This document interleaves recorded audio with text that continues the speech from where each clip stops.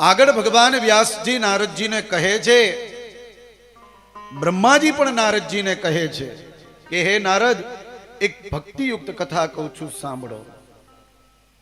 જ્યારે ભગવાન ભોળાનાથે ત્રીજું નેત્ર ખોલ્યું હતું અને કામદેવને બાળ્યા હતા,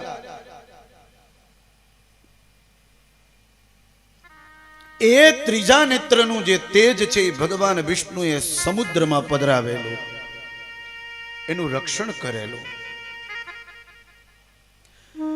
અને એ તેજ જે સમુદ્રમાં પડ્યું હતું એનું નામ આપણે ગંગા સાગર તરીકે એમને ઓળખીએ છીએ. જ્યાં ભેગા થાય છે ગંગા સાગર. જ્યારે એ તેજ એમાં પડ્યું ત્યારે એક દિવ્ય અવાજ આવ્યો એ સમુદ્રમાં, અને જેવો અવાજ આવ્યો ને એ પુંજમાંથી એક બાળકનું ઉદ્ગમ સ્થાન થયું છે અને એ બાળક રડવા લાગ્યો.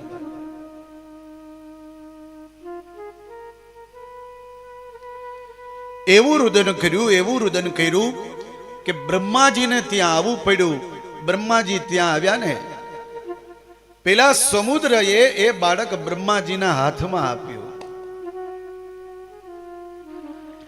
બ્રહ્માજીએ જેવું એ બાળક હાથમાં લીધું ને, એ નાના એવા બાળકે બ્રહ્માજીએ એ નાના એવા બાળકને ખોળામાં લીધું. જેવું ખોળામાં લીધું ને, એ બાળકે પોતાના હાથ વડે એ બ્રહ્માજીનું ગળું પકડી લીધું.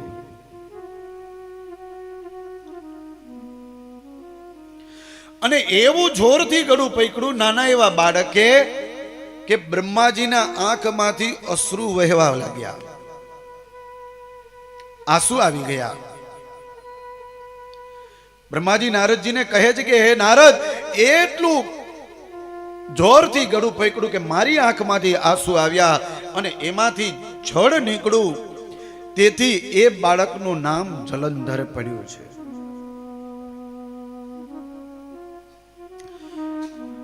બ્રહ્માજીએ કહ્યું કે નારદ, એ જલંધરના નામથી પ્રસિદ્ધ થશે.